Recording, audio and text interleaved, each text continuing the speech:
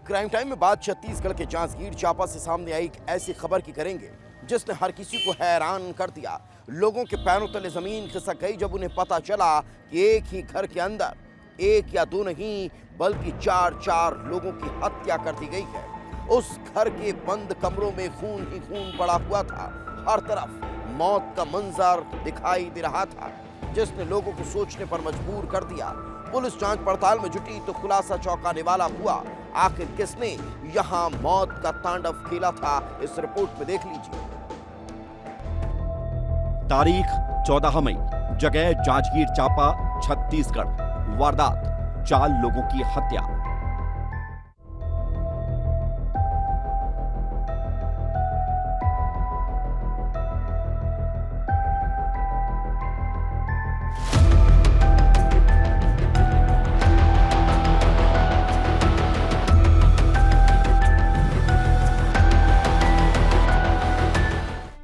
जांजगीर चांपा का भंवतरा गांव। रात का अंधेरा छंट चुका था। सूरज की रोशनी ने दस्तक दे दी थी। लोग काम के लिए निकल पड़े थे। गांव का राजमिस्त्री काम करने के लिए मेदिनी कश्यप के दरवाजे तक पहुंच चुका था। मेदिनी कश्यप के निर्माणाधीन मकान का दरवाजा बंद था। मिस्त्री घर के पीछे बने मकान में पहुंचा जहां मेदिनी कश्यप परिवार के साथ रहता था तो उसकी रूह कांप उठी। उसके हाथ पैर सुन्न पड़ गए। उसकी चीखें निकल पड़ी क्योंकि घर में एक या दो नहीं, 2 या 3 नहीं बल्कि 4 लाशें पड़ी हुई थी। घर के अंदर सो रहा पूरा परिवार खत्म हो चुका था। जिंदगी का कोई नामो निशान बाकी नहीं था सिवाय लाशों और खून के छींटों के। हर तरफ खून ही खून बिखरा हुआ था और मंजर ऐसा था कि देखने वालों की सांसें अटक रही थी। हत्या इतनी बेरहमी से की गई जैसे किसी ने बरसों से जहन में धधक रही नफरत का बदला लिया हो। एक बेड पर 70 साल के मेदिनी कश्यप और 17 साल के पोते पीतांबर की लाश पड़ी हुई थी तो दूसरे बिस्तर पर उनकी पत्नी 65 साल की कांतिबाई और पोती मोंगरा का शव लहूलुहान हालत में पड़ा हुआ था। किसी ने धारदार हथियार से बेरहमी से चारों की हत्या की थी। देखकर ऐसा लग रहा था कि किसी को भी बचने का मौका नहीं दिया गया। सोते में ही ऐसा वार किया गया कि घर के अंदर लाशें बिछ गई।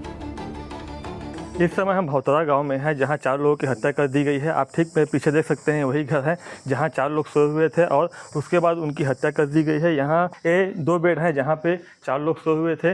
एक बेड में पोते और दादा सोए हुए थे, दूसरे बेड में नतनीन और उसकी दादी सोए हुए थे। हर तरफ हड़कंप मच चुका था। घर के बाहर भीड़ जमा हो चुकी थी। पुलिस भी पहुंच चुकी थी। लाशों को पोस्टमार्टम के लिए भिजवाया गया। डॉग स्क्वाड और फॉरेंसिक की टीम तफ्तीश कर रही थी और सवाल बस यही था कि आखिरी रात के सन्नाटे में उस घर के अंदर हुआ क्या था। कौन है वो हैवान जिसने इतनी बेरहमी से बुजुर्ग दंपत्ति और उन मासूमों को मौत के घाट उतार दिया। आखिर इस परिवार की किससे ऐसी दुश्मनी थी कि किसी को भी जिंदा नहीं छोड़ा गया। क्या लूट या चोरी के इरादे से हत्याकांड तो नहीं हुआ, लेकिन जिस बेरहमी से हत्या की गई वो कुछ और ही इशारा कर रही थी। ये भंवतरा गांव है, थाना शिवरी नारायण क्षेत्र में। उसमें सूचना प्राप्त हुई थी कि 4 लोगों की हत्या, एक ही परिवार के लोगों की हत्या हुई है और अभी मौके पर आकर एफएसएल की टीम ने भी विजिट किया है और डॉग स्क्वाड भी बुलाया गया है। साक्ष्य संकलित किए जा रहे हैं और अभी जांच के उपरांत जो भी तथ्य सामने आएंगे उस आधार पर कार्रवाई की जाएगी। पुलिस पूछताछ में जुट जाती है।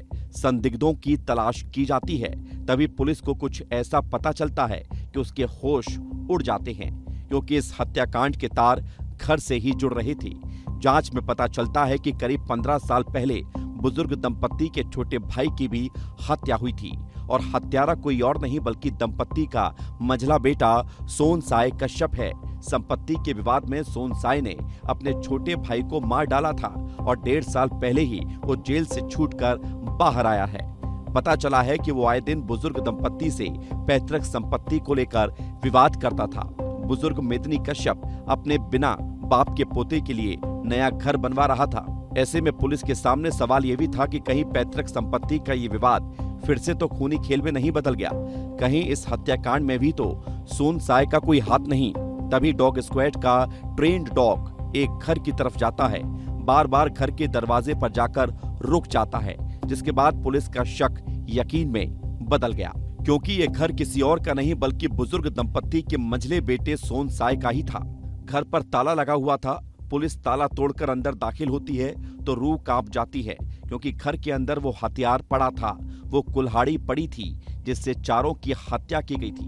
जिसके बाद पुलिस सोन साय को हिरासत में ले लेती है। अब सवाल यही था कि आखिर सोन साय अकेले 4 लोगों की हत्या कैसे कर सकता है?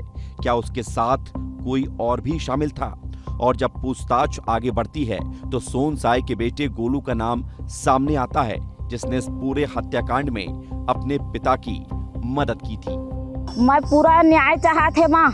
अब ये कैसे ढंग के वो मर्डर ला करे चीज ला खाओ कह के तो करे हो ही अब का करे हो माई पिल्ला वो पागल सागल नहीं है। वो जबरदस्ती आके मोर नान बूटी लड़का तक ला मारे है, जेकर मुँह नहीं है तिहू ला मारे हवाए। मोर सास ससुर डोकरी डोकरा हो गई तिहू ला आके मारे हवाए। पागल रहती तपनो औलाद ला मार के नहीं जाती। वो पागल सागल नो है, वो ला पूरा माई पिल्ला मिल के ओमन मोर आके मारे है भाई सब झीन ला। मोला न्याय चाहिए। पुलिस के सामने जैसे पूरी कहानी का पर्दाफाश हो चुका था। पुलिस तत्काल आरोपी सोन साय और उसके बेटे को गिरफ्तार कर लेती है और बारीकी से इस हत्याकांड की जांच शुरू कर दी जाती है।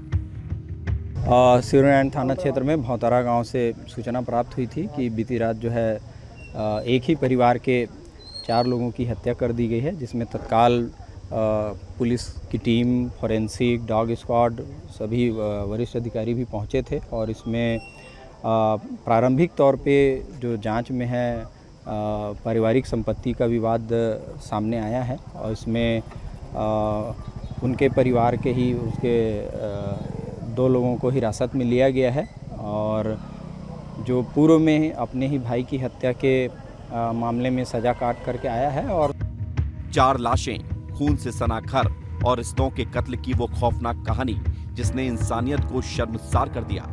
जिस बेटे को माँ बाप ने सहारा समझा वही उनका कातिल भी निकला। पैतृक संपत्ति के लालच में एक बेटे ने अपने ही परिवार को मौत के घाट उतार दिया और इस खूनी खेल में उसका बेटा भी शामिल हो गया। एक ही रात में पूरा परिवार खत्म हो गया। पीछे रह गई सिर्फ चीखें, सन्नाटा और खून के धब्बे। अब आरोपी सलाखों के पीछे हैं, लेकिन भवतरा गांव में आज भी वो खौफनाक रात लोगों के जहन में जिंदा है, जो याद दिलाती है कि जब रिश्तों पर लालच हावी हो जाए तो अपना ही सबसे बड़ा हैवान बन जाता है। विस्तार न्यूज के लिए जांजगीर से हिमांशु साहू की रिपोर्ट।